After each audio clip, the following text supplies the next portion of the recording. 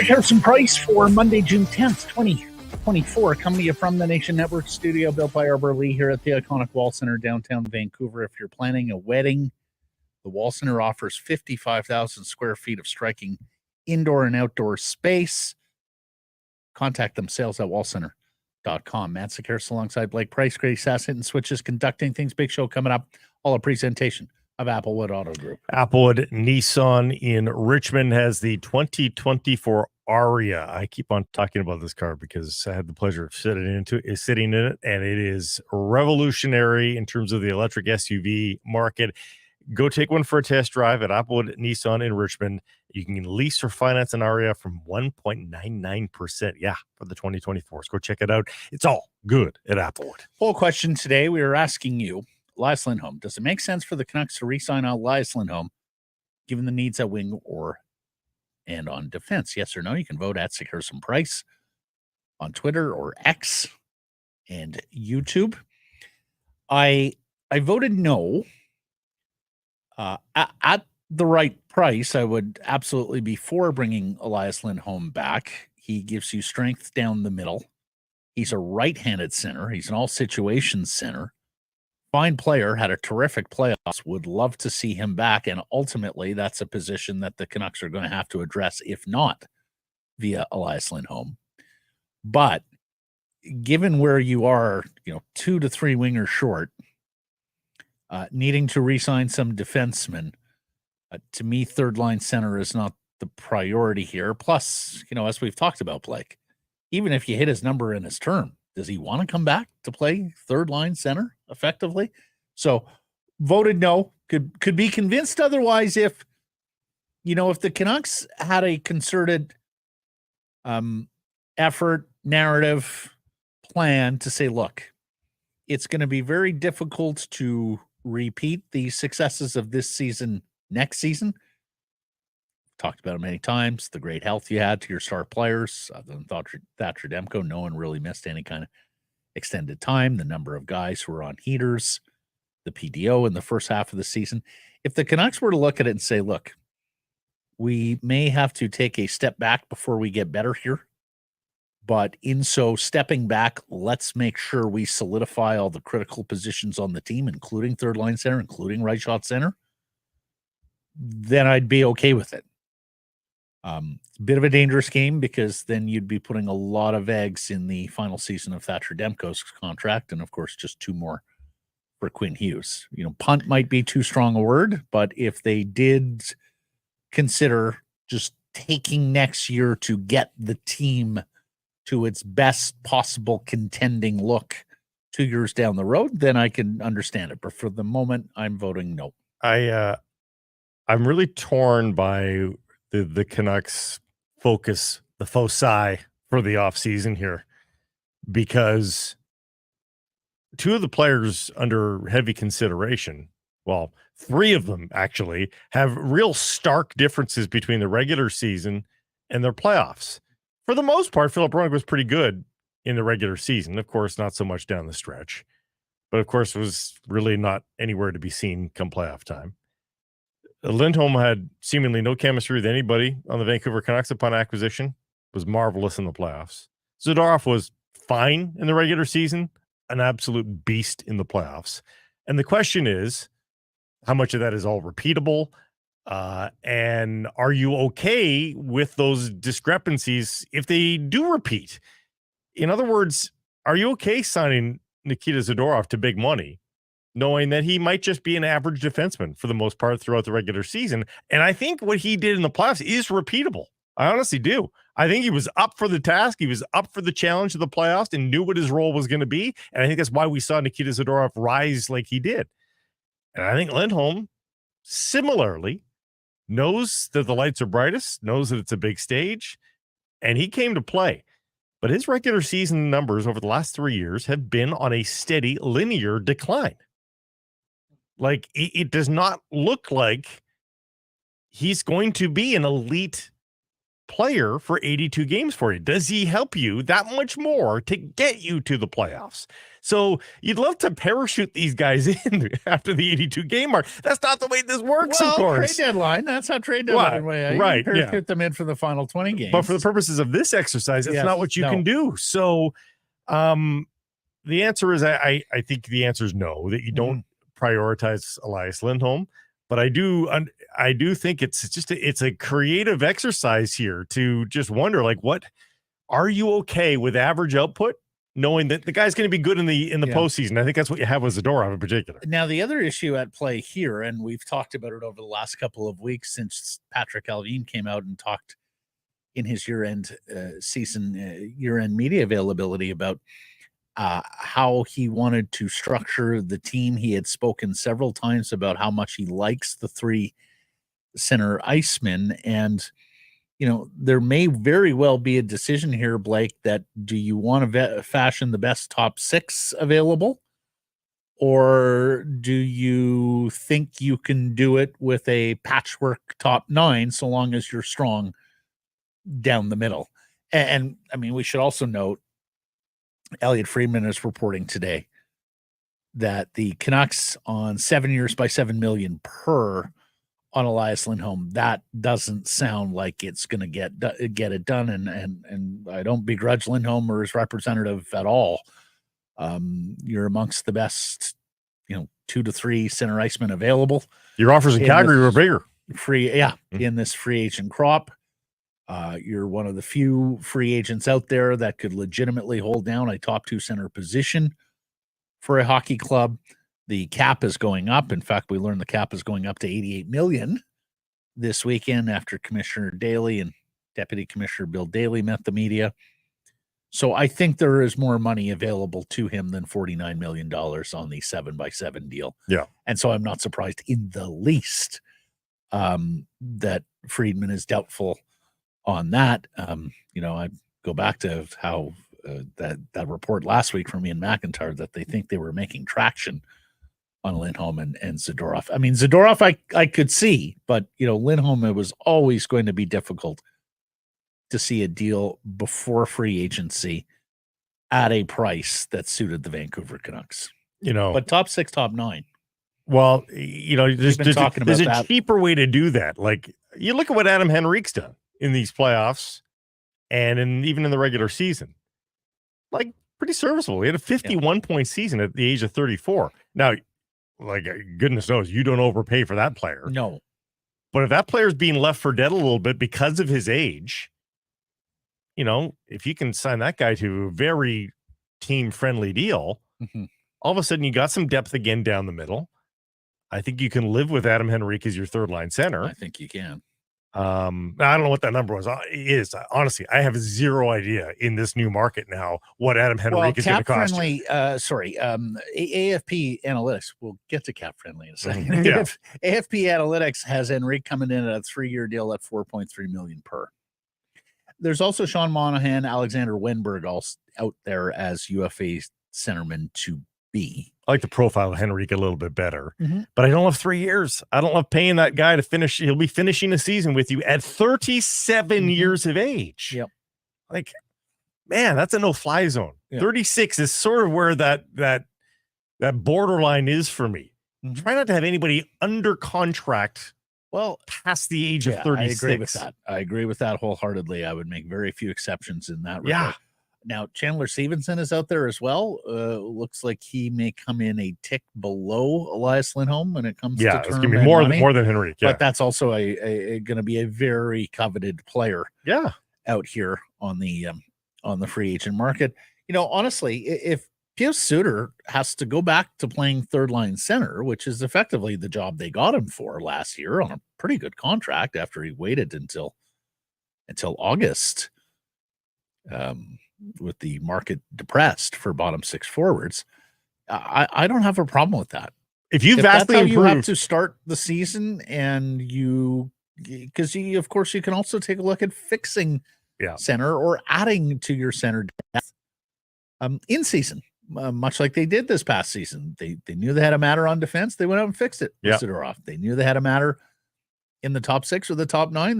They went out and got Lindholm. So Yeah, if Suter has to start and play the first 60 games of next year at third line center, I don't have a huge problem with that. And Matt, if you fix the winger problem and done that, Yeah, exactly. then you've got me better, intrigued, right? Now you've got me intrigued because now you're giving Pettersson better wingers to play with. Yeah, like I do think like more so than an Elias Lindholm level of third line center. Like I think they do need to flank Pettersson properly this year. Absolutely, Blake. Like even like J.T. Miller's at least got Brock Besser. You know, it was the big learning from the postseason. You just did not have enough scoring punch off the wing to beat the Edmonton Oilers. And when you take a look at next season, you know, Besser, Höglander, Garland, they are your only three wingers that would be bona fide top six guys. And I think Höglander should be on your third line. Well, and be quite frankly, yeah. And that's with, you know, buying 24 goals on Höglander and seeing it maintain or get better. That's with Besser coming off a career season. That's with Garland doing some very, very good work last year. He was not that player 2 years ago, although I think the Tocchet system has helped him. You know, and then beyond that, you're even a little scarce for bottom six wingers, Blake. Mm-hmm. Like, okay, Mikheyev the first part of the year, sure. Di Giuseppe, barely. But Coulson needs a big summer. Baines, Carlson, also need big summers. That's why you've got a number of hope bets in that bottom six. So, you know, we say 2 to 3 wingers short. It could be at least that, depending on who's made improvements. I think they're going to promote somebody. Yeah, I think somebody's going to get promoted. So. Like I don't think you're going to see any fourth line winger signings here. I think they're going to hope. And Canucks Army just put out a poll asking. We're going to get to it. Yep. Who's most likely to get a look? And I think it's Max Sasson, not because he's the best player on that list. He's not. But I think he gets they really like what he does, and he's a guy that can be a fourth line player and surprise you with a little bit of offense if needed. Yeah, I looked at that Canucks Army poll, and I was a little surprised Archie Baines wasn't broken out individually, but I've been there before when we've crafted these polls. Only so many spots. 4 options. Yeah. I considered writing in Baines on that, but I decided to vote for Sasson at the end because he's a profile of a bottom six center, which they may well have an opening for. He's older than Lekramaki and who's the other guy that they Ratu was on. And Ratu, right. Do you think that but bigger picture, and hope this changes by training camp, I'm not convinced they have an NHL player right there out of the chute in Abbotsford. No, maybe not. Again, you're hopeful on Baines, you're hopeful on Carlson, Podkolson, and some others. But I'm not entirely sure you have an 82-game NHL regular there unless some of these guys have made big improvements over the summer. I hope for Baines' sake that his look this year wasn't his one and only crack with this organization. With some organizations, they do make snap judgments, particularly on older guys, right, that were late to arrive into the NHL sphere, as Baines sort of is. That might have been it. Yeah. We'll see. The case for him, though, is that he's been a steady improver and a steady adapter. And a coachable guy, yes. Yes, very much coming out of junior as a scoring player. We knew undrafted that he was going to have to make it in a different capacity in professional hockey, and he turned himself into a very good two-way player, made the AHL All-Star game. So I like the career arc. I like the trajectory thus far of Baines. I would like to think he's going to get another opportunity. I mean, you know, so long as he continues to work at his game. If he felt like he played a handful of NHL games and has made it, or is, you know, on the cusp of making it, that's the wrong attitude. But if he continues to work hard, but he's got competition. He does. All those guys are fighting for the same roles. Indeed. So Indeed. Somebody, you'd have to think. So one of those, what are the 4 guys we just named who would, you know, compete for a fourth line spot? Somebody shot out of a cannon in the fall, aren't they? You would think. You would hope. Doesn't somebody seize the brass ring there and say, "This is my time"? You would really hope. God, you hope so. You would really hope. I mean, and look, free agency is to come. So it's very possible that the competition is only going to increase as the Vancouver Canucks add bodies. But yeah, you would have to think amongst Karlsson, Baines, Podkolzin, Assassin. Yeah. And you can go a little deeper if you want, that one of them understands the opportunity at hand. Yeah. And goes out there and carpe diems in September once we get to training camp. Let's get to our top story. CapFriendly. Bought by the Caps. The Washington Capitals have reportedly purchased the site that I know a lot of NHL fans refer to when looking at salaries, cap space, and so on and so on. Second time this has happened in NHL history. Right. Cap Geek being the first one. Before that, NHL Numbers was the very first one. Oh, right. NHL Numbers. I forgot about NHL Numbers. That was the groundbreaker. And they just keep getting hired. The guys that are the brains behind these websites, they get hired out, and all of a sudden fans get moved on to the next one. Yeah. Cap Geek was also purchased. Yeah. Which gives us an occasion to shout out our good friend Hart Levine of Puckpedia. If you have not been to Puckpedia before, highly recommend it. It is very similar to CapFriendly, even the interface. When you take a look at the different team pages. In fact, at one point, I preferred Puckpedia because it had more features. They break down the percentage of the cap for forwards, defense, and goaltending, which is kind of interesting. So it's a stat that we brought up a lot, just on the front page. Yeah. So it's pretty cool. And actually, I mean, they got a buyout calculator there if you're interested. The one thing that Puckpedia has always had that I know at one point, and I do think each site has sort of looked at the other and said, oh, they do this, we're going to add this. Oh, they do that, we're going to add that. But they have the agents all listed there, including who they represent. We've had Hart on the show many, many times, including his popular submit a question to a capologist. We know a lot of Sekeres Price listeners have over the years sent Hart and the Puckpedia folks questions about the salary cap. In fact, I got one today from a follower on Twitter who asked on Lindholm, can they backload the money to make it more expensive in the final years but cheaper in the first years? Well, they can, but it's the average annual value that counts against the salary cap. Yes, stuff. yeah, doesn't matter. Yeah, so it's not done on a year-by-year basis of actual money in hand. Anyways, go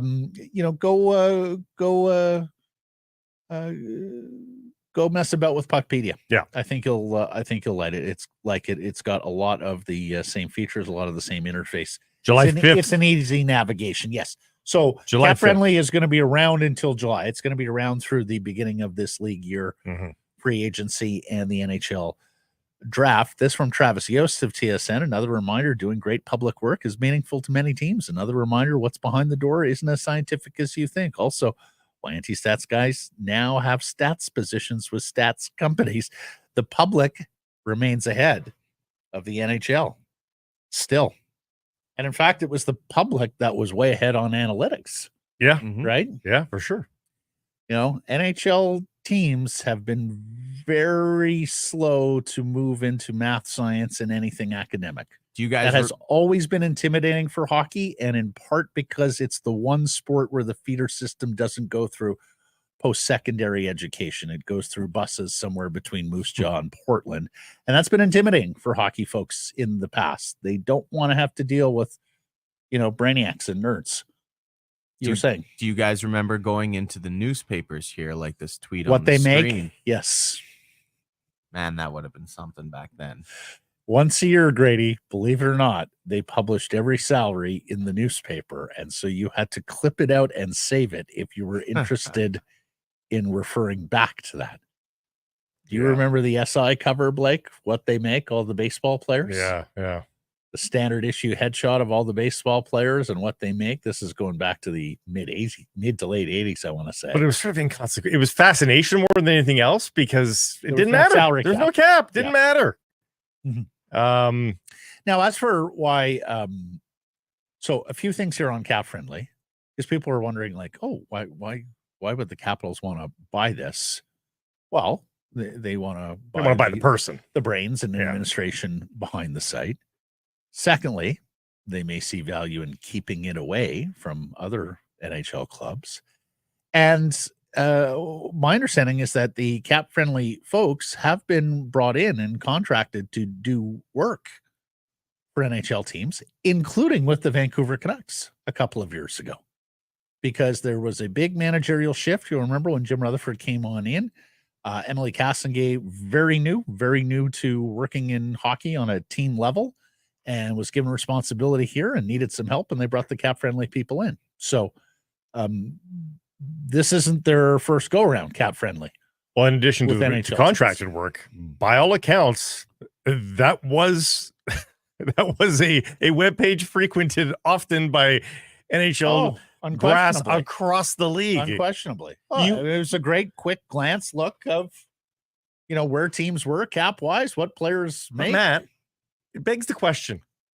You're the NHL. You've instituted a salary cap. Right. You want to make it as easy as possible for the member clubs to still conduct business, i.e. trades. The NHL loves trades. Yep. You're going to want to hear this. They lean into it. Mm-hmm. You don't have an internal database. They have internal people, compliance people who can help. Yes. You can pick up the phone and call the NHL and say, hey, we're trying to do this. Is this kosher? And what year is that? 1991? Like, honestly, why they don't have an internal NHL CapFriendly is ridiculous. Like, why NHL teams still use the private side of it. I mean, it's crazy. Well, maybe they look at it and just say, we can't do any better than that. So, why would we set up our own infrastructure? Just go follow CapFriendly or follow Puckpedia. I guess. They're the ones that brought out NHL Edge, et cetera, right? Like, like maybe that's stretching them beyond their. Yeah, it might be. But I'll give you another example. There would not be a baseball front office without a copy of Baseball America's Prospect Handbook. Mm-hmm. Baseball America every January puts out a book like this thick, a tome, that ranks and describes the top 30 prospects in every organization, including all their stats. There's some other things in the book as well. And it's a quick glance reference. Oh, okay, this team has offered us that. Go to the baseball prospect. Okay, there, and then survey all your scouts and analytics people. Do you guys remember when the Canucks hired Chris Faber? Chris Gear came out and said that they actually used Faber's analysis and some of his tracking numbers and just general insight on their own prospects to get reports on. Yeah. Because this guy was grinding like second division Swedish games. Right. I mean, information, it is best practice to cull as much information as you can when you're a pro sports team trying to make decisions on players. So and what I'm is not surprised. What has every business done in the last 5 years? Contracted, lost bodies. Like, very few companies right now are investing in human beings. Like it's been lean times. And so if you can cover ground without actually having to pay a salary to cover ground, you're going to probably take that opportunity to do so. Investing in artificial intelligence to replace human beings. There's that too. Different thing, but when do you think that comes to our industry? Am I disposable? God. Is that what you're trying to say? We're looking at it. The robot grading, the Grady 2000. Wondering when there's a robot that can do a better job of hosting this show. And I know some of you are out there saying, no, they're out there now, man. But you know what it makes me think of is the Canucks have got a decent budget. They are a profit. I would sure hope they're profitable. They're profitable, fairly. Big Four is misleading because the big three are far and away bigger than the number four. But you know what I mean? And of course, it's an industry. The owners love to cry poor in this game, but particularly if you have the building. But think about the Whitecaps. they do not have the same sort of revenue coming in that even the Canucks do. And soccer is an even more global sport. Oh, yeah.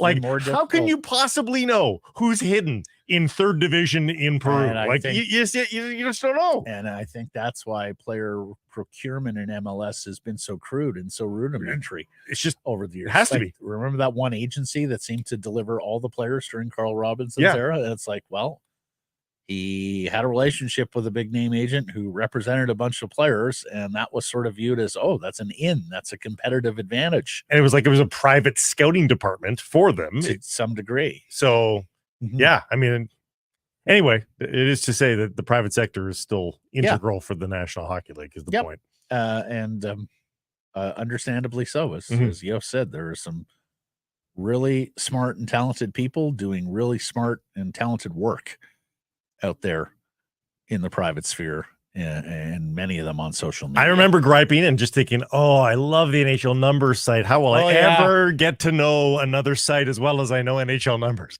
And then it eventually changed. So no, like I said, it just comes with reps. Yeah, it is. Go to Puckpedia, fiddle around there for a little bit. You'll get very familiar with the interface. Again, it's not too It's not too dissimilar from CapFriendly.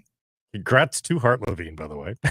Because he's just becoming, for at least a limited time only, the only show in town. Well, somebody else will pop up, I'm sure. But and I saw Hart put out a tweet thread. Yesterday.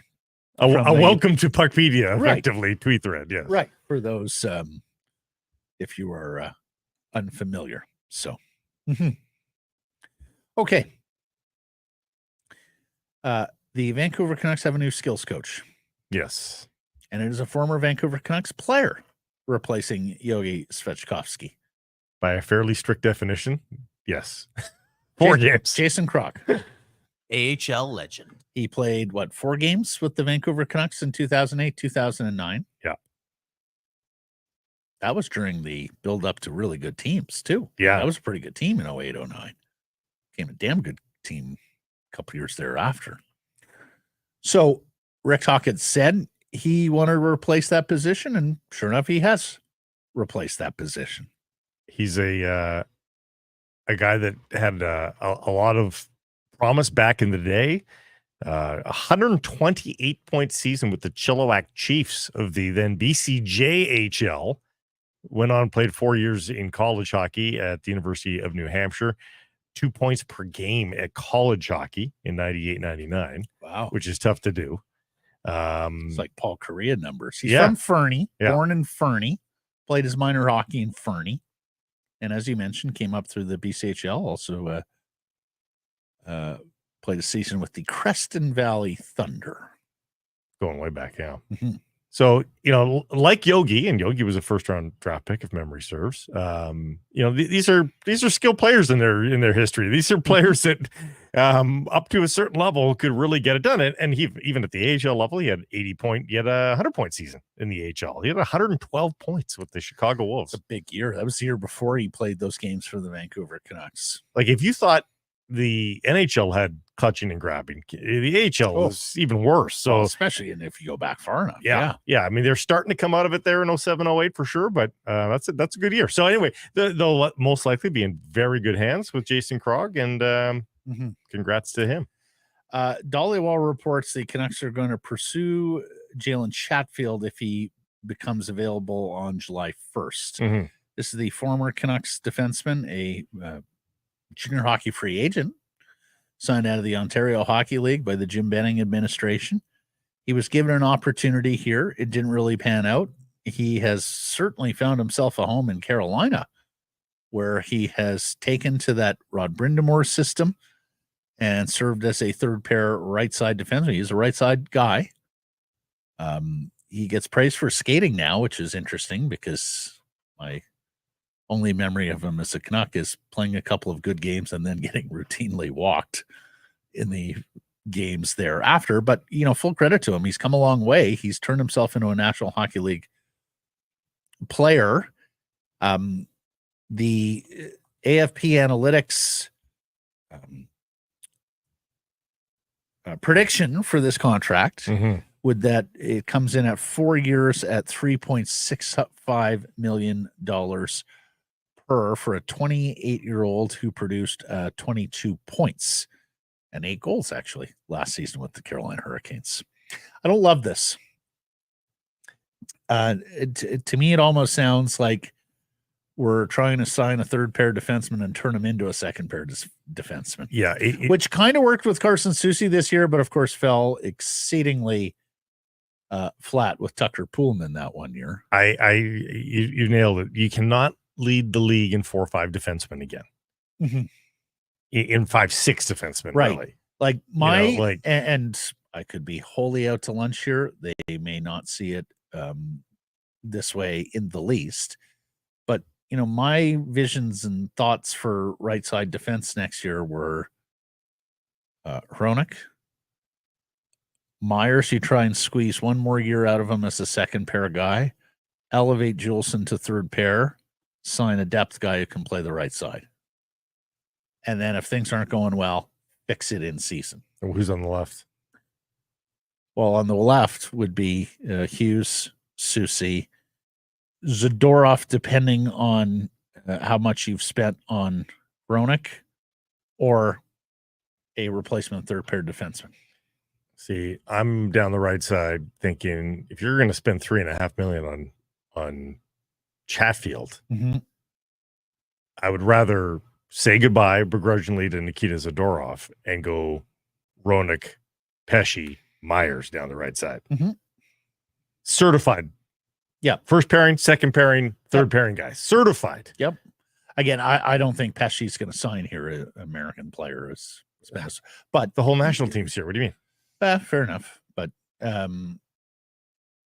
don't think you're going to get Pesce. But if he's doable. Remember, you've got the talking time in between now, the draft and free agency. Yeah.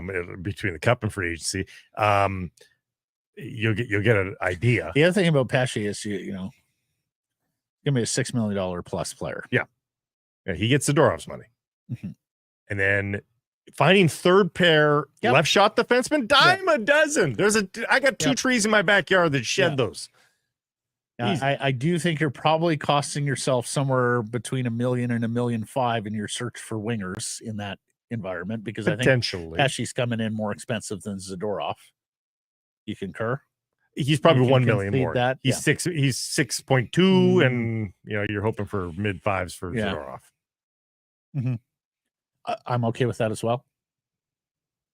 I just, as you said, trying to bump guys up pairings and lines. Yep. It's only folly. It's so rarely works. You are what you are. Yeah. As mentioned, the cap set at $88 million for this coming season. Over at Canucks Army, Stéphane Roger, another interesting piece. Speaking of Philip Hronek, has gone off and said, okay, if not Hronek, then whom? And not free agents, the game that we have been playing for some time, which is the easy game to play. Okay, if you don't like Philip Hronek, or you're willing to make a trade there, who would be the free agents that you'd be interested in sending that money on? Roger has done it more in terms of trade candidates. Yeah. Like for like, then? Yes, like for like. Brandon Carlo, Rasmus Anderson, Mackenzie Weevar, Connor Murphy, David Jiricek, if you're going young. Now, is he looking at the details of their contract? Like, why does the other team want to get rid of said player? In some cases, yes. Like Rasmus Anderson's name has been out there, right? Yeah, with Calgary. Mm-hmm. Mackenzie Weegar as well. Like if Calgary, and this ties into what we're going to talk about here in a minute or two with Jacob Markstrom. I talked about this with Weegar's the example that I brought up, recently too. Of you get younger. Mm-hmm. Like you've committed a lot of money to an older guy, Mackenzie Weegar, if you're the Calgary Flames, at 6.25, and you've got him forever. Mm-hmm. You're paying him until he's 37. So while they're probably going to pay Hronek more, they get 4 years younger with Hronek. Mm-hmm. and can end that contract a lot sooner. So in some cases, yes. Like, for example, John Marino is on this list. We heard Marino tied to the Canucks last season. Or was it 2 years ago? I want to say 2 maybe. He gets moved from Pittsburgh to Jersey, and he has a poor year. And he's got a modified NTC kicking in July 1st. So that's what's landed him on the list. Basically, like, okay, the last chance to trade him to the entire league coming off a poor season. Is he gettable via trade? In Juracek's case, it's, the young coach didn't want to use the young defenseman last year. There's a change of regime now in Columbus. Is it time to move him? In the Hawks case, Connor Murphy, good player, pure defender, but is he going to be with you? Is he going to be effective when you're ready to turn the corner and contend? He's 31 years old. So, yeah, as you go through the piece, there's different explanations and context with regards to some of the players that he lists. And look, Marino, Pollock, Chernak, even Shea Theodore's on this list, albeit a left shot guy, but who's more comfortable on the right side or has played the right side a whole lot. Some of this is hope betting, wishful thinking, not going to happen. But given the number of right shot defensemen that are there on the UFA market, and given who could be available in trade, like, I still think the Canucks want to bring Hronek back for a number of reasons. The chemistry he had with Hughes, the fact that he was a big catalyst to turn around, so on, so on, so on. And of course, played through an injury that he wouldn't divulge for the better part of the second half. But if you wanted to construct a case that there are replacements out there, either if you trade Hronek or if you're on the free agent market, I mean, I'm all ears. I've got time for that. It's not as far-fetched this summer as it would be many summers. What's been the reasoning for wanting to trade Rasmus Anderson for the Flames? I remember his name popped up last year, and we were awfully surprised by that. I just think it has to do with the Calgary team in transition and a player who's got, the 1 year left on his contract? No, he's got this and next. Okay. They can't extend him even yet. I mean, he's on a very good price at $4.55. His modified no trade kicks in on July 1st. But I mean, this guy young enough. Presumably he's going to be around for your next window. So for sure. By the way, do you know what Mackenzie Weegar's numbers were this past year? No. He had 20 goals this year. Did he have 20 goals? Yes.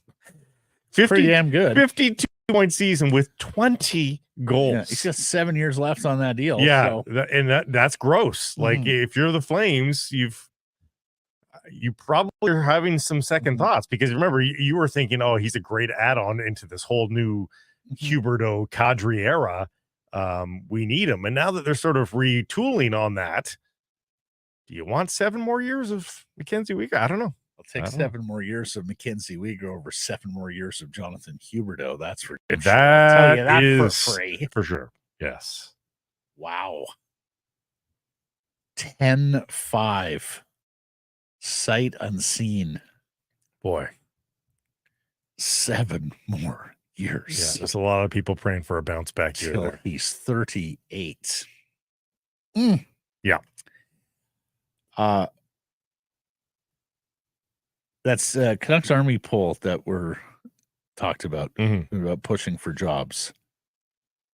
Is Lekramaki, so one thing I'm absolutely sure of, Lekramaki is going to have a practice, a scrimmage, be it in rookie camp, be it in main training camp, and people are going to get excited, and someone's going to wonder, could he make the team out of camp? Yeah, probably.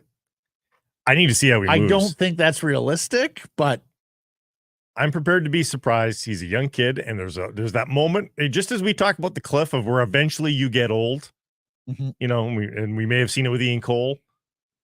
There's also the other movement where a skilled player is a boy and then turns into a man, and boom, he's a player.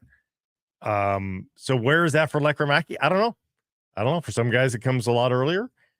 It's not impossible to imagine that Lekramaki, with his pedigree, doesn't have that moment this summer. That he's not Stankoven. You know, I'd like be really surprised if he's ready to go early in the season. I'm just worried about how he moves on the ice. Everybody says his shot is great. I'm worried about how he I'm moves. worried about, are you going to play between the dots on the small ice in the NHL against the bigger, more punishing defenseman? Yeah. Yeah. And that's if he broadens. You're a light,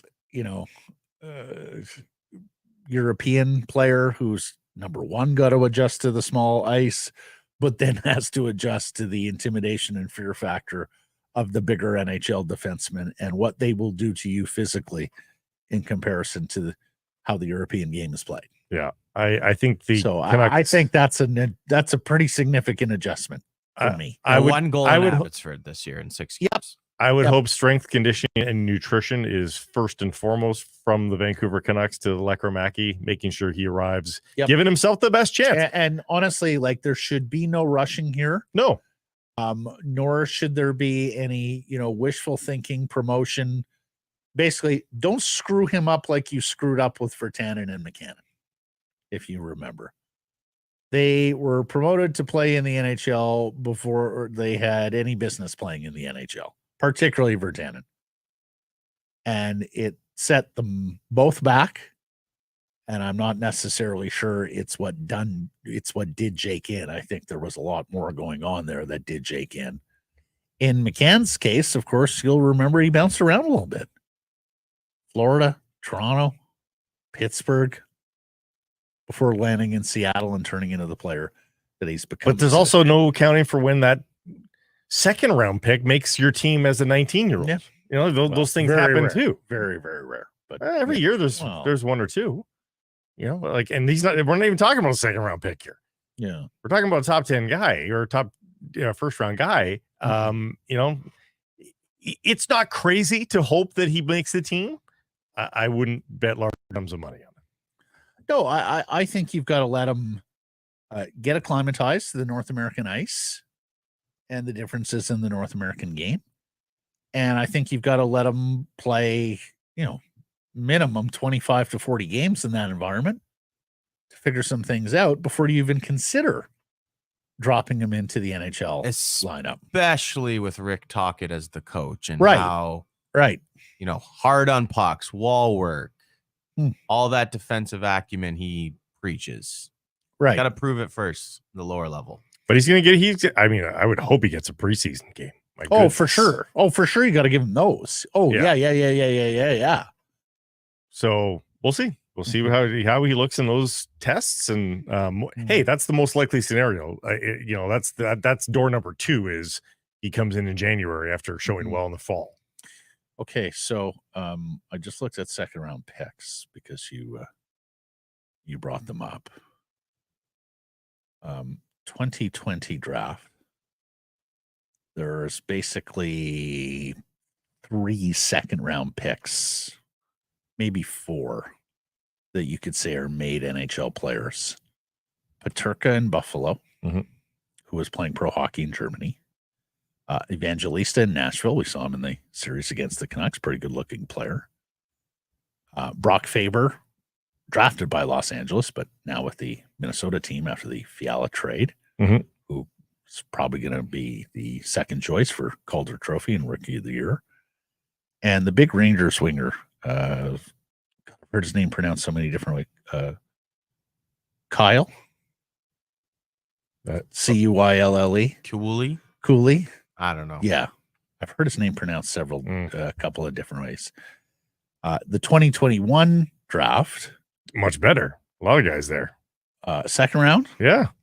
Really? Stankoven, Matthew Nyes, JJ Moser. Moser is the one who's played a lot. Yeah. Stankoven and Nyes, I guess, have established themselves. And then the Zellweger and Evans in Anaheim and Seattle, respectively. And then from the 2022, was that the 21 draft? That was 21, yeah. Yeah, the 2022 draft, you had Poitras before he was felled by injury with the Boston Bruins this year. So usually 2 years out, maybe you get a second round pick or 2, right? That has a bid in the NHL. Maybe one of the 32 guys, has a run at real NHL playing time the second year out.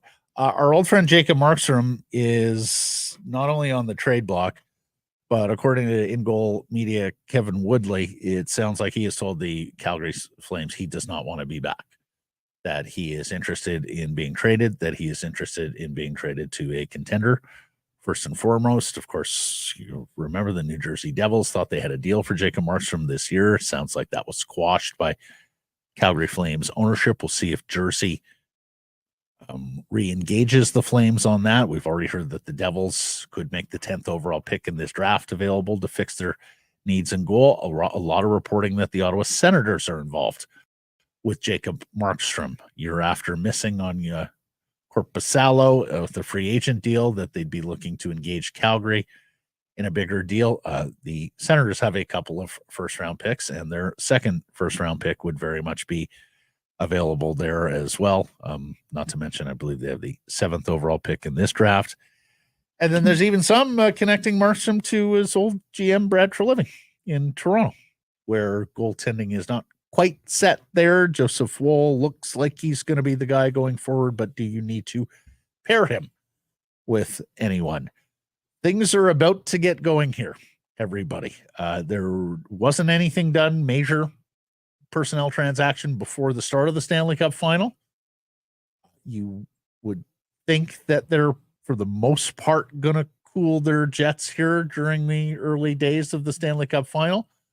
But I could see, with such a short runway between the end of this series, if it does go 6 or 7 games, and the start of the draft and the new league year, I would suspect that there will be some trickles of reporting here this week on moves that are going to be made.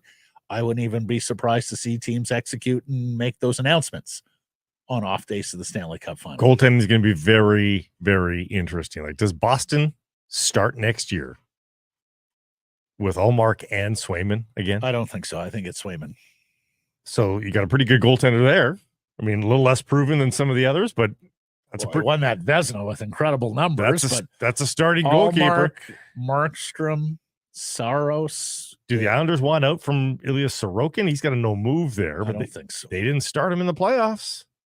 I mean, they didn't start him in the playoffs. No, Varlamov, I believe. Yeah. Are you serious? Yeah. Huh. Could be wrong on that, but I'm pretty sure that was a big thing for them. Yeah. Like, they didn't start him after he had a poor game in the series, or they didn't start him, period? I'll have to go back and look here. Varlamov. He started 4 of the 5. Okay. Interesting. Yeah, it could be a big summer on the goaltending market. Mm-hmm. And, ladies and gentlemen, congratulations. Because it was in part the public pressure of great hockey fans like yourself, particularly those on Twitter. And I will shout out Canucks Twitter here. Others want to shit on Canucks Twitter. I'm going to shout out Canucks Twitter here. Bill Daly, NHL Deputy Commissioner, says it is, quote, quite possible that LTIR shenanigans will be discussed going forward. A tweak so that the cap remains in the playoffs. It is, of course, a collective bargaining agreement matter to be dealt with in a couple of years when this current CBA expires. There are enough general managers who think a change should be made here. That's one of the big learnings that came out of the Bettman Daily media availability over the course of the weekend. And I don't think NHL teams get there without their fan bases screaming bloody murder about what Vegas and Tampa and some of these teams who already have the competitive advantage of the no state tax, being no state tax jurisdictions, have done here with the LTIR overages. And I think a lot of that is because of hockey fans who have been looking at this and complaining about it on social media. I've also heard it described, the dumb GMs are mad at the smart GMs. Which in some cases might be true as well. I've also heard it described as the honest GMs are angry at you the have not general managers and franchises. You have not. The biggest problem for me is the squiggly line of NHL justice. Well, the biggest problem for me is these guys are an LTIR and they play game 1 of the playoffs. Come on. Who are you fooling? But again, like honestly, how stupid do you think we are? I know people hate bringing up the Luongo cap recapture, but like that needed hard justice, right? But this does, like, what? This actually has a competitive imbalance, like so directly. I look forward to the recapture penalties assessed the Vegas Golden Knights and the Tampa Bay Lightning for their treachery on this file in 2 years, retroactively and vindictively. True to this commissioner's form. It's a bad look, but I will actually kind of believe it when I see it, Matt, in that I don't know that what I don't think that's going to happen. I don't think, no, I just mean in terms of just any legislative changes, it's going to be really tough in collective bargaining, I think. And I think whatever we have is going to be a half measure. It's not going to be going to be the cap just continues in the playoffs. No, I don't think it's going to be that, but I do think they are going to put some fences up around this, which are much needed. Yeah, there will be fences. We'll see how high the fences are. You know, like what is it? You're allowed to exceed the cap by 10% in the off season. Yeah, I could see something like that. Okay, here's the cap number. Let's say 88 million for this coming year. Yeah. Lineup you dress in the playoffs has to be cap compliant to 96.8 million. So 10%, you know? Mm-hmm. Just in the 18 skaters, 18 dress players. No, the 20 dress. The 20. Yeah. That's different your too. Goaltenders count. Why wouldn't your goaltenders count? Oh, I'm just saying, like lineup versus active roster are two different things, right? So, well, yeah, the 20 in the lineup, or the 23 active roster, something like that. The lineup is more. It's a ball of clay right now, yeah. So we can. The lineup is a little nicer in that it says, you know, you can have all those guys under your purview, but you can't use them all at the same time. Mm-hmm. So go ahead and make those trades, but you're going to have to decide on a nightly basis, who am I going to trot out there? Right. So I don't mind that. And then maybe have teams who load up and go, okay, well, we can't rest our best 20 because of cap considerations. But if we get one injury, boom, he's there. Yeah. We got a $5 million guy waiting. There are different ways that this can be done. Yeah. I just hope the league and the GMs get to a better way than what we have now, because what we have here is the wild, wild west. Yeah. Yeah. What we have here is teams not being honest and everybody understanding that teams are not being honest, and teams, coaches, players, general managers basically having to look you in the eye and lie, which needs to be amended. Before we get into our daily face-off parlay challenge here, BC Lions, and we'll get to the menu. The BC Lions, losers 35-27 in their CFL regular season opener for 2024. They lose to the Toronto Argonauts at BMO Field in Hogtown. I got to say, this was a game that was there for the Lions. 14-point lead in the first half after the scoop and score from Archibald and Debaye, two backup defensive linemen. Adams looked good early with the touchdown passes. They didn't protect him. Also thought they let the young quarterback, Dukes, the Toronto quarterback, they let him off the hook a little bit. They allowed him to have an easy game. For an inexperienced guy, Toronto was able to run the ball early with Kadeem Carey, the former NFLer, and that took some of the pressure off young Dukes. So that helped them get back into the ball game. Was it early in the fourth second half? They got like 4 straight first downs and just running the football? Yep. Like, come on. Yep. And they lose this football game. They weren't able to protect Adams to the degree you would hope they could protect Adams. There was that Argo bounce on the punt late, which had BC scrimmaging from deep in their own territory, which wound up hurting them. And the Argos kept on saying, come on back into the game here. We're even going to miss both teams. We're going to miss the convert on the last touchdown. So, and give you a minute and a half to work with. Like, they kept on getting invited. They kept trading get out of jail free cards, both teams. Yeah. Toronto goes down and scores, misses the extra point. BC comes down, scores, misses the extra point. BC forges a 14-point lead. Here you go, Toronto. Here's 10 points before the half to get back in it.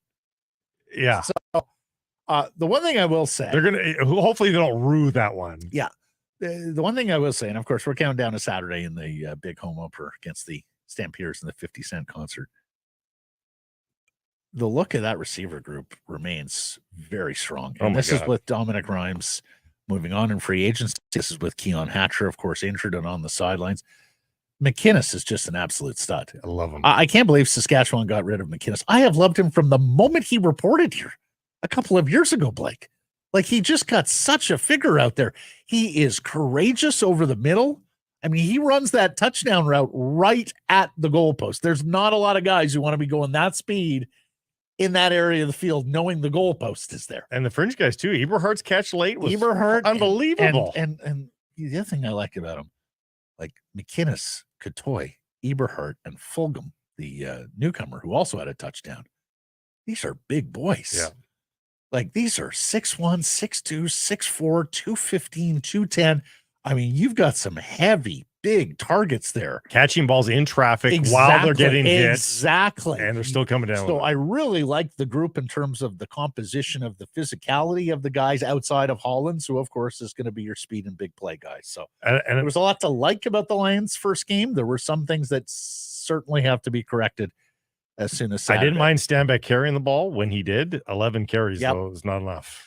No, but you saw the physicality. Love it. Like, you saw a big bruising dude who wants to be the hammer, not the nail. But not slow. And that's what they're trying to get back to. But not fullback speed. No. Like he still can get the outside still. It's pretty good. They may need a Canadian offensive lineman in the interior because that's how the ratio is structured. Although they started the 4 Canadians on defense, maybe they get to a point where you're playing 3 American offensive linemen, including an American guard. We shall see. Anyways, Saturday, we'll have Rick Campbell on the show here. He's coming up after J-Pat. We'll have a Mark Doman on the show tomorrow.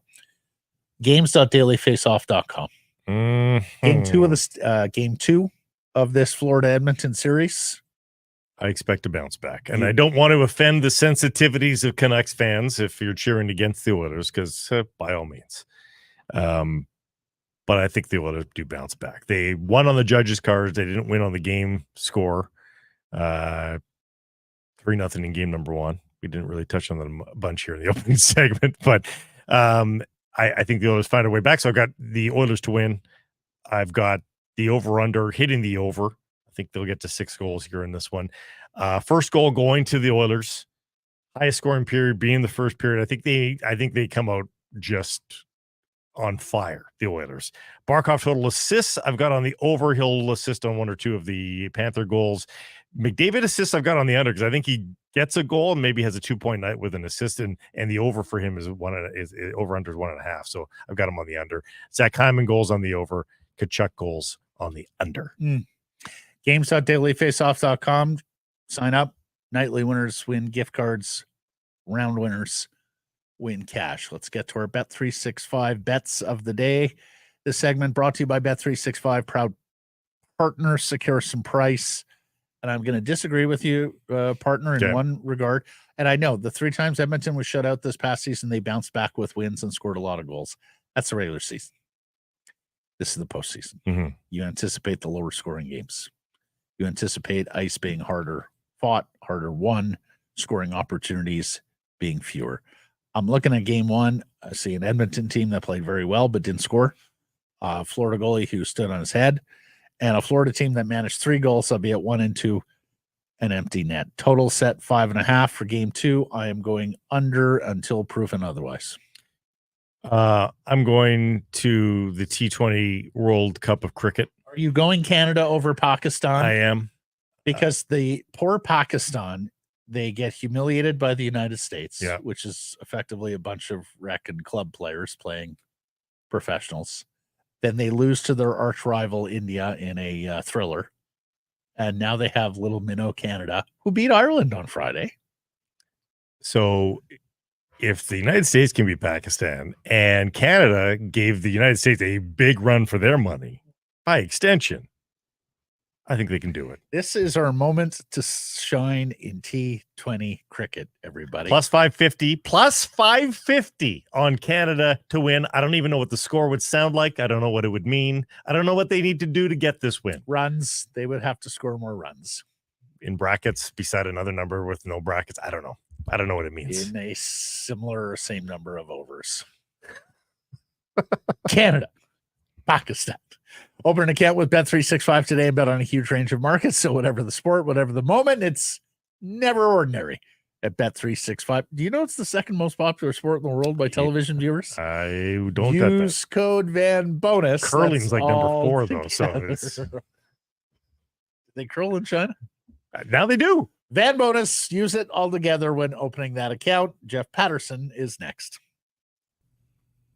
In a season like this, you never want to miss a single second of what's happening on the ice, and you want to be around your fellow fans, right? Well, Greta Bar YVR at 50 West Cordova, the perfect spot to do so. Hey, if you've got tickets, a great place to pre and post. They've got drink specials every single day. And if you don't have tickets, well, stick around and soak up the atmosphere with all your fellow fans, play all the great video games and air hockey, great air hockey set up as well at Greta Bar YVR. We'll see you there, 50 West Cordova.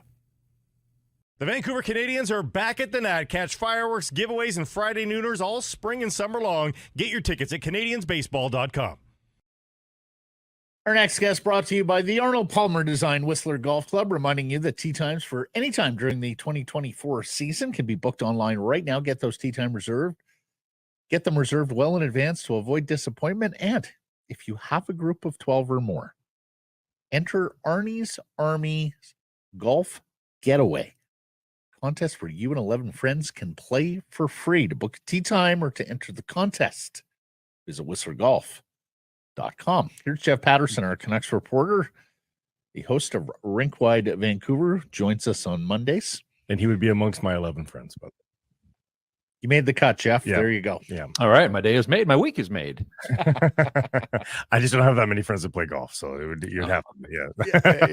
Catching up with you after last week, Jeff, which turned out to be a busy week for the Vancouver Canucks with the announcement of the coaching staff. Just first of all, what do you make of all the comings and goings? Yogi, Manny, and the way they're going to divvy up power play and penalty kill.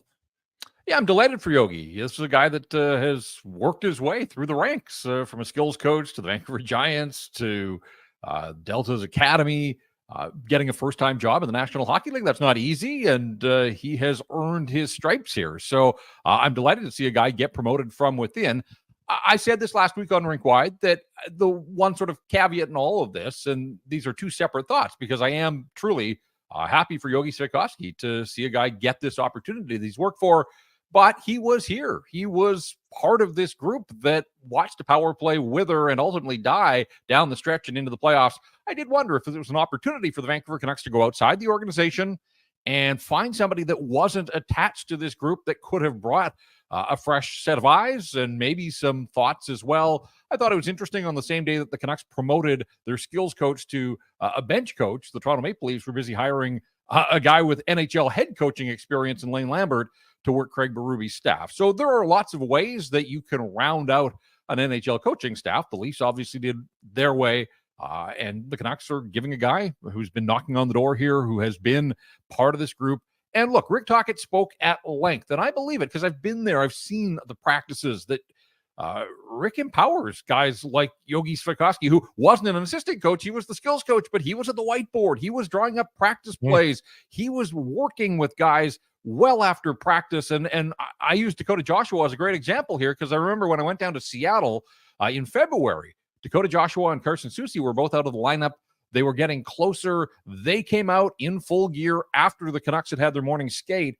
And Yogi he didn't crack the whip. It wasn't a bag skate. He was working on these guys to prepare them for their re-entry to the lineup. So when you say a skills coach, those are some of the things that he was doing behind the scenes. Dakota Joshua gets back in the lineup after the hand injury that took him out for 6 weeks, and he had his goal-scoring touch right away. It was almost as if he didn't leave the lineup, and he gave credit to Svejkovský, and I think Rick Tocchet certainly saw the benefits of what a coach has done, to the point that I asked on the Zoom call last week, Rick, are you going to replace Yogi? And he said, absolutely. Like, we see real value in having a full-time skills coach in addition to our coaching staff. So let's see how it works out. But this is a guy that's universally liked. I loved Rick's line about when guys would come into the office and he'd say, hey, are you looking for me? And they'd say, nope, we're looking for Yogi. I thought that kind of sort of spoke volumes about the respect that the head coach sees in this person now that he has brought on to his staff. So are they far less experienced with Mike Yeo, who was a two-time head coach at the National Hockey League level?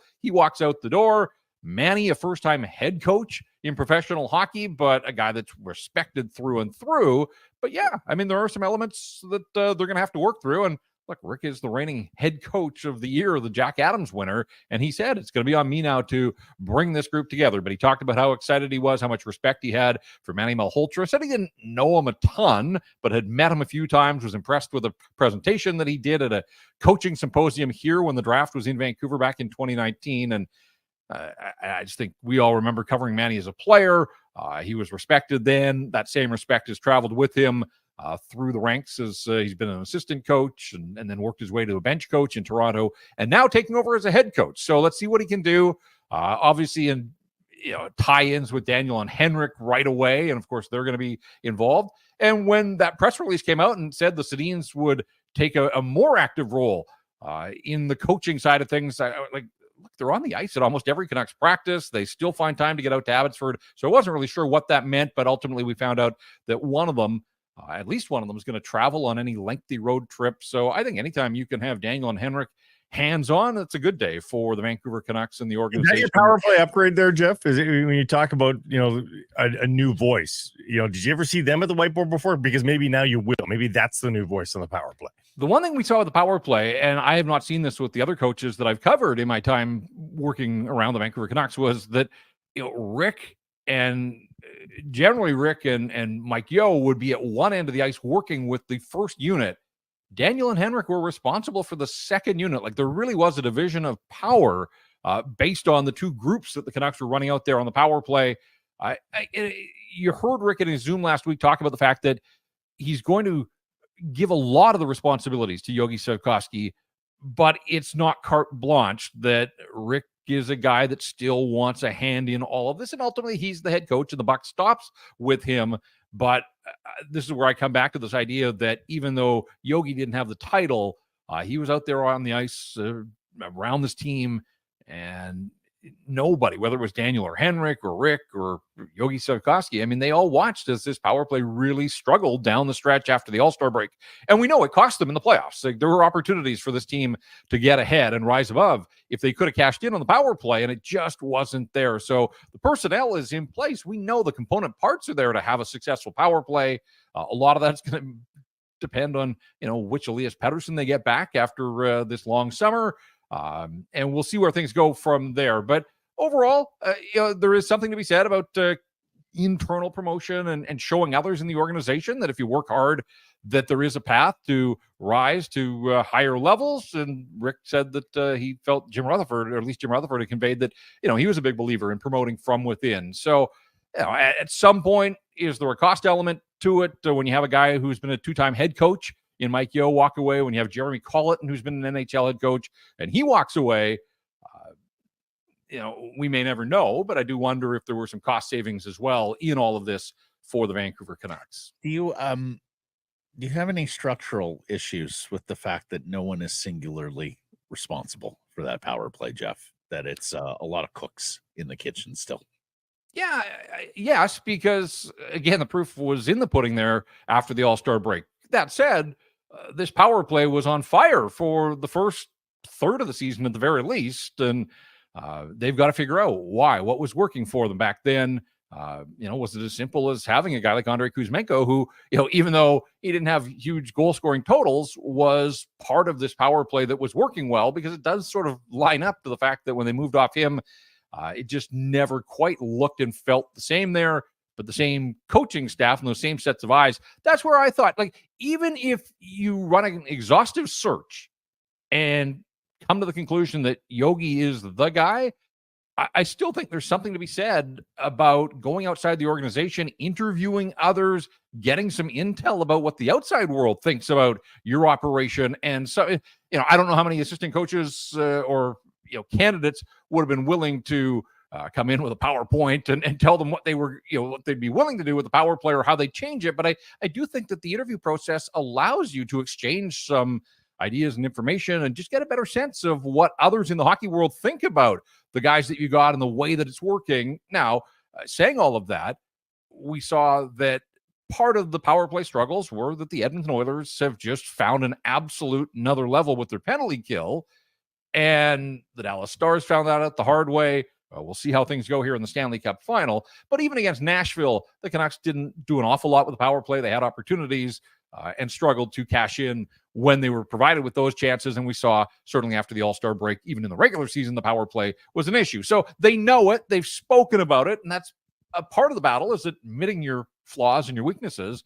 And now they've got this offseason, hopefully, to breathe some fresh ideas, how to enter the zone, because it wasn't even so much about what they did setting up. So often they couldn't gain the zone and get into their formations. But ultimately, they are going to have to sort this out, because there were too many chances in the playoffs where a power play goal here or there and all these tight games really could have been the difference. And ultimately, it wasn't for the Vancouver Canucks. Our poll question today.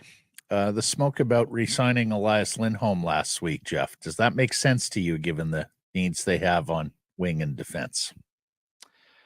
All along, I've kind of felt that this idea of throwing so much money down the middle is probably a little misguided for the Vancouver Canucks, just with those areas of concerns elsewhere that you mentioned. And we know that they've got to decide, how do they want to shape this defense core? And they've got the two big pieces there that they've got to figure out with Hronek and Zadorov. But also, it's not about running it back with this group, because it was a good team, 50 wins, 109 points. Lindholm, obviously acquired at the trade deadline or at the All-Star break, wasn't here for the full season, but in the playoffs, you got a glimpse of what he can do for this group. But running it back and just keeping this group intact, I mean, yeah, it was fun for 2 rounds, but ultimately it was 7 wins when they needed 16. So the challenge, and Patrick Allvin alluded to it on that exit day when he and Rick Tocchet sat at the podium, he threw down the gauntlet, that he was disappointed, that he knows his job now is to try to figure out in a salary cap world. And we found out over the weekend that, now they know the parameters of just how much money they've got to spend. And they do. They've got some cap resources here to throw at some of those problems. But these are the difficult decisions the Vancouver Canucks are going to have to make. And as we sit here on the 10th of June, the beauty is that we're going to get some answers. Like, they've got to get down to business here. You can't just leave it. You can't, the night before the final exam. It doesn't work that way. Didn't work that way in school. It doesn't work that way in professional sports. So we are going to have to see them make some decisions here sooner rather than later. I just think that, and good, look, Lindholm was good in the playoffs. Like, he was, I thought, one of their more consistent players, and not just producers, but the way that they used him on the penalty kill and faceoffs and late games and matchup and all those types of things. Like, there is value there. I just don't know that it's the prudent play for the Vancouver Canucks, though, to go that deep down the middle when they already knew that they needed an elite scorer on the wings. And they probably need 2, really, if they're going to make headway here and improve. They probably, look, Brock Besser had an incredible season, 40 goals. But does anybody think that when he gets in the starting gate in October that he's now a 40-goal scorer? Like, it goes back to, Ray's line about doing it once doesn't necessarily make you a 40-goal scorer. It's on your hockey card and it's on your record. For, like, I look at Brock Besser, he stayed healthy, which is something that he hasn't done an awful lot over his career. And he had never been a 30-goal scorer. Then he gets to 40. I'd like to think 30 is the true baseline. And, if he can get above that, great. But Nils Höglander was a 24-goal scorer on a 20% shooting clip, where his career average is 12.5. Like, I'm not sitting here thinking that, Nils Höglander got to 24. He's coming back and he's going to build on that. You'd love that. But this is where it comes back to needing a fair bit of help, I think, on the wings still. And so, to me, I'll be disappointed if the Vancouver Canucks don't address that, if they don't make some sort of splash in that area here, either at the draft or through free agency. What's the better approach here? To have a patchy 3-line team like they had this year with holes in the top 9, or to have certified 2 lines, like 2 full lines with wingers for both? Because I see the Edmonton Oilers in the Stanley Cup final, they're probably just a certified 2-line team. Like, I don't know that you can call their bottom 9 or the bottom 6 really much at all. And I know Nuge moonlights there at times, but really, they are a 2-line team. Can you not win with 2 good lines? Rather, do you need that certified 3rd-line center? Yeah, and I would say you look at both of these teams in the Stanley Cup final. Zach Hyman and Sam Reinhart finished 2nd and 3rd in the NHL in goals. So they each have like an absolute, lethal finisher. Obviously, the Oilers are a slightly different case just because of McDavid and Draisaitl, but the Panthers, like Reinhart hasn't been anywhere close to their best or most productive player in the playoffs, but you've got Carter Verhaeghe, who just shows up every year, it seems. And you got Matthew Tkachuk and all that he's done on, in his resume, and Sasha Barkov. And like, they are able to sort of stack the tops of their lineup, as you said. And when you look at the Vancouver Canucks, they thought they had one of those types of players in Elias Pettersson, but he got away down the stretch and into the playoffs. You want to believe that player can come back, but they also ran with Ilya Mikheyev. They started the season with Phil DiGiuseppe in their top 6. Like, even Pius Suter was signed as a third-line center. He's versatile, and he gave the Canucks some nice minutes with Miller and Besser, but he was never brought in here as a top 6 guy. And ultimately, he scored the big goal against Nashville to eliminate the Predators, but he had a really quiet second series against the Oilers. And, I just don't think that over the long haul, Pius Suter is a top 6 guy on a Stanley Cup contender. And so these are all the holes that, and I'm sure management recognizes most or all of this. And these are the challenges that they're going to have to address here over the next 3 to 4 weeks. And if it means Suter has to go back to being third line center, especially if it's just the beginning of the season, and that's something you're going to address by the deadline, that's something I could get behind. Last question here, Jeff. We talked about this some last week after your hit. Joshua Zadorov, who's the other free agent? Oh, Hronek, of course. If they're going to have to overpay for someone, who are you overpaying for, or are you just steadfastly refusing to overpay any of the free agents on this group?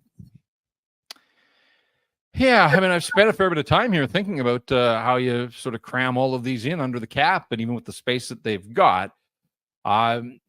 Philip Hronek's in a slightly different silo because of a restricted free agent. I think he understands that he's got the Canucks over a barrel here.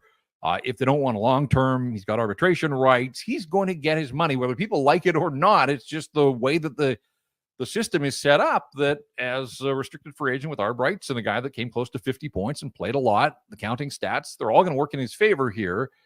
I think he can sit back, and I think the Vancouver Canucks have decisions to make, and they know that it's going to cost them.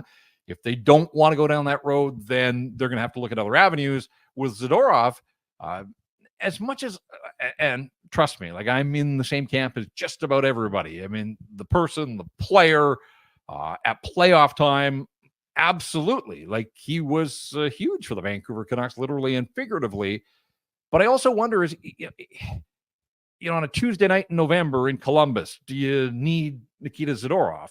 If you go into Carolina in February, do you need Nikita Zadorov? The premium comes at playoff time. Like, this is a guy that stepped up, and yes, absolutely, you want the intimidation. You want the fact that he generated offense from the back end. On the depth chart, he's probably the third guy on the left side. But in terms of actual usage in the playoffs, when we saw this, they weren't afraid to elevate him to the point that he was out there as an extra attacker with a goaltender pulled at times and playing the net front presence role. But right now, you got Quinn Hughes and you got Carson Soucy. Can you throw $5 million a year at a left side third pair guy on your depth chart? And what if he's second pair, Jeff? He was effectively second pair in the postseason. What if you looked at him and said, okay, now he's going to be our top 4 guy because we're going to shuffle Soucy down? Does that legitimize it for you a little more? Like, theoretically, yes, but I think Soucy and Myers showed that they're a pair that the Canucks like as a matchup pair, and so I don't see you splitting those two guys. And then it raises this question: if Noah Jules, like Zadorov and Juleson is a second pair, I'm not sure that I'm sold on that as much as I would take Soucy and Myers, even with some of their limitations. And I know that there were a lot of shifts in the playoffs where they got caved, but their size, their length, their reach keeps guys to the outside. It can be effective. Ultimately, it may not always look pretty, but I could see a world in which the Canucks say, "Hey, we're gonna take our lumps with Hronek. He's 26 years of age. He's a nice fit for Quinn Hughes. This is a guy that's really coming into his prime now. We're going to pay whatever it takes to pay. We'll have Hughes, Hronek, Soucy, Myers. There's your top 4, and you've got Noah Juleson, who showed that he can play." and then go and find a left side guy for the third pair that's more cost effective so that you can devote money elsewhere. So I can see a world in which that's the case. I would miss Nikita Zadorov. He was fun to cover. He was fun to watch. So we'll see where it goes there. But I think ultimately, when you think of what they paid to get Hronek,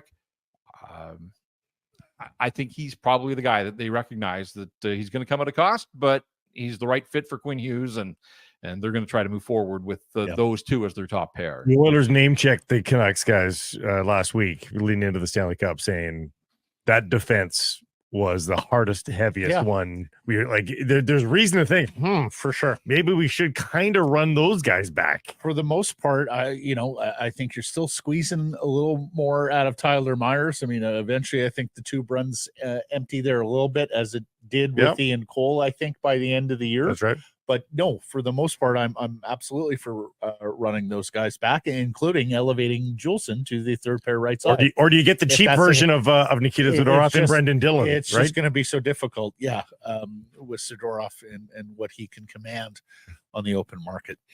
Jeff, marvelous stuff. All these questions we have to ponder, and it's getting here quickly, buddy. The draft is almost upon us. It's amazing when you go 7 games second round, as Blake and I were talking about last week. 3 weeks away. It really does shorten that offseason and that runway to the draft and free agency. Look forward to this.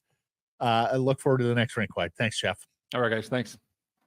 Northlands Golf Course. Download the free app and book tee times with a touch of your thumb. And while you're on course, open the app for hole-by-hole GPS and track your score. 6 to 90-day reservations. Jump the queue. Lock in your date for $10 per player booking fee. Limited daily availability. Check it all out. golfnorthlands.com. Now by the head coach, co-general manager of the British Columbia Lions. They lose 35-27 in Toronto against the Argos in their season opener 2024. Rick, thanks for the time.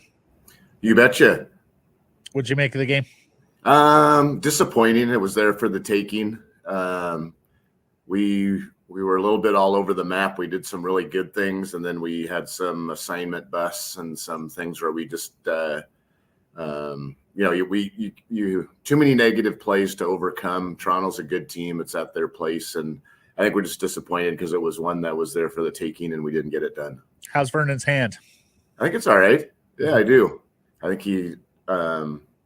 All indications are he's fine, and he says he's fine. So we'll go with that until proven otherwise. Of your concerns, what surprised you coming out of training camp? Did any of your weak spots surprise you? Things that you thought were covered coming out of camp? Well, I'm a big believer. I've been doing this so long is that you don't know what you get until you get into real games. You can make predictions and all that stuff, but you don't know what you got until you see it live in games. I think we need to absolutely protect our quarterback better. That he was taking too many shots back there. We had a couple things on defense where I don't know if we made them earn it necessarily. So there was just stuff. Like I said, it's early in the season, but definitely need to work to improve. I think we got good people. I think they got the right attitude, but we definitely got work to do. Coach, the two guard spots, veteran Canadian players. It's not inexperience. Neville, was it just the first time starting in the opener, and they think that got to him? Do you think you have a talent matter there? We'll make sure we look at everything, and no matter what position it is, we'll make sure we're doing what we think is best that gives us the best chance to win. I've heard that he's the topic of conversation, so I actually haven't watched the TV copy yet. I've just watched where we get our game film. So it is. Well, we're definitely looking at it today. We looked at it on the flight home, but we're going to be in here today, and no matter whether we win or whether we lose, it's our job to make sure we're doing whatever we can do to get better. Yeah. Boy, watching those receivers, they all cut pretty imposing and impressive figures. What did you make of your receiving group yesterday? Yeah, we made some plays. We got some size, which is good. Again, we had a few things where we didn't line up right. We took a delay of games. Like those type of things are frustrating. But do I think we have the makings of a really good group? Absolutely. I really like their attitude. I think they're a good group. And 5 or 6 weeks from now, Keon Hatcher's coming back too. So we feel good about that group, but I know they would say they want to play better. Talk about the running game, because I thought when he had the ball, I thought he did pretty well as William Stanback, but you didn't go to it a whole lot. Why was that, or is it just the way the game? Yeah, I mean, we definitely want to make an effort to run the ball. They definitely were blitzing a lot on first down. They were really forcing our hand. Sometimes you call runs that turn into passes. So we definitely want to be able to run the ball. They were definitely throwing some pressure our way, which was smart by them. But we will keep working on it. We want to make sure we have a good run game. Christian Covington, his CFL debut. What did you think of him? Yeah, I need to watch that more closely. He's sure been a pleasure to have around. He had a really good camp, and that's something I need to watch. I need to watch our defensive front. I'm just about to look through the game film again. Like I said, I saw it last night on the plane, but I need to look at it with a fresh set of eyes here coming up. Well, how about a scoop and score though, Coach, from your backup defensive lineman, Archibald? I know the word is that that's the first global player to score a touchdown. Oh, really? But I don't know if that's true. That's just what I was told, was that you probably would have won some money if you laid a bet down on Thibaut Dubai being the first global player to score a touchdown. Well, and Rick, you've had him. I think this is 4th season. He's been a success story of the global program. A word or two about Dubai. Yeah, he's a really good. I shouldn't call him kid, but it just shows you how old I'm getting. Yeah, and you can see him get better, which has been fun. He's been around here for 3 years now, and you can see him. He just gets better and more comfortable with things. And he's an active guy, and he loves playing football.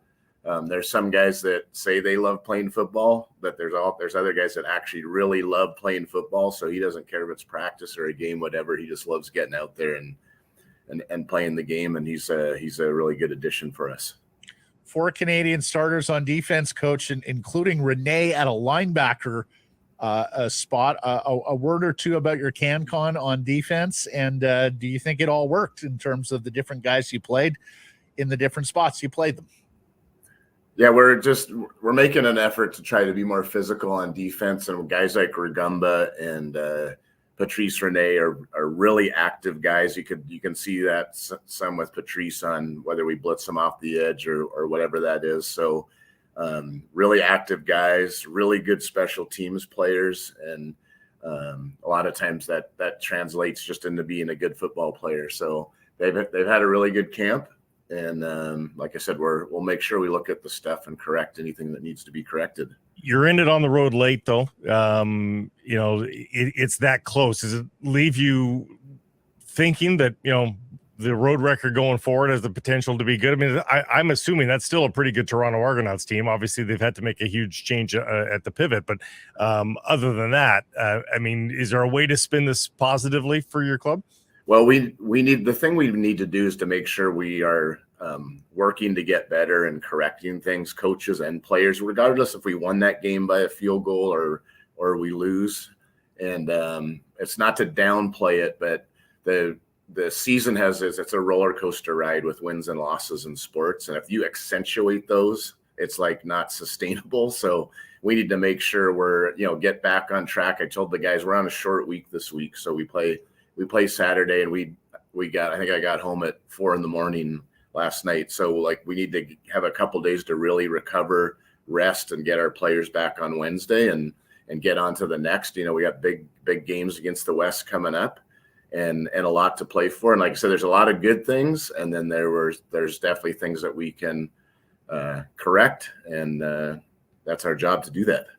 Rick, whether it was the last 2 home openers in front of the huge crowds, whether it was the last couple of playoff games in front of the big crowds, your group has really responded when there's a lot of people in the house. Why do you think that is? What do you think that's about? I'm all for that. Our fans have been so good and so supportive, and it's a big deal. I mean, that there's going to be 53,000 people in there. I know you guys have been in there when it's full, and I've always been on the visiting team when that's happened. But right. But it's when you're the visiting team, you're in silent count. It's loud. The energy's great. All those things. And it's such a big deal. Number one for the Lions, but also for the CFL. To have a game like this and a crowd like this, and we need to use the crowd as fuel for us. And I know our players love playing at home, it's going to be a fun day. It's been quite a few years for you when you think about.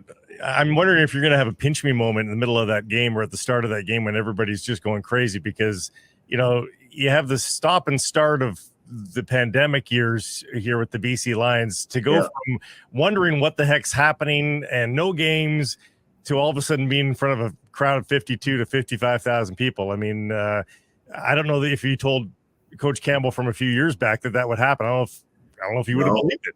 Yeah, I said when Amar came on board, I said we should all be thanking our lucky stars that we got the right guy and a local guy and who's all in for all the right reasons. And I was actually saying to Dwayne, our president, I think 50 Cent, caused some momentum, and that's all good. But this is also the byproduct of a lot of hard work by people over the years.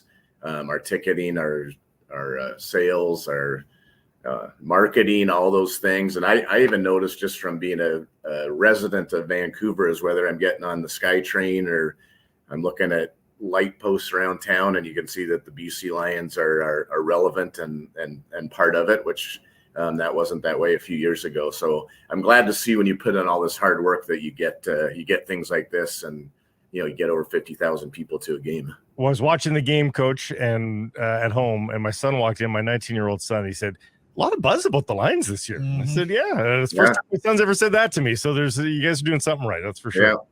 Good. Yeah. It's not a random event. Like I said, it's a lot of hard work on and off the field to try to make that happen.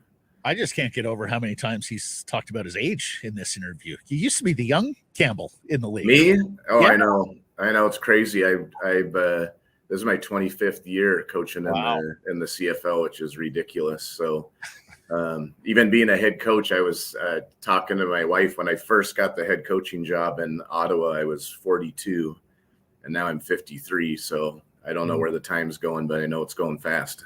Last question: how'd you get out of the game injury-wise? I saw Archibald at one point was holding his arm. Yeah, he was more just gassed. I think pretty good. I got to talk to Tristan, our trainer, here in a few minutes. But as far as the conversations last night. It just looks like minor things, which would be really good news. That's part of the deal in pro sports is who's available and who's healthy. So we're going to do our best to try to keep guys available and ready to go. Good deal. Well, thanks for the time here today, Coach. No, it was a late night and an early get up. Appreciate that. We look forward to Saturday. It's now a huge event on the Vancouver sports calendar. The Lions home opener against the Stampeders. 4 p.m. kickoff, 3 p.m. 50 Cent. We'll be there. Awesome. I look forward to it. Hey, everybody. If you're enjoying what you're seeing here, then follow along with Sekeres Price on YouTube. I promise more content coming. The kids call it subscribe on YouTube. Well, how about liking it? Do that as well. Smash it.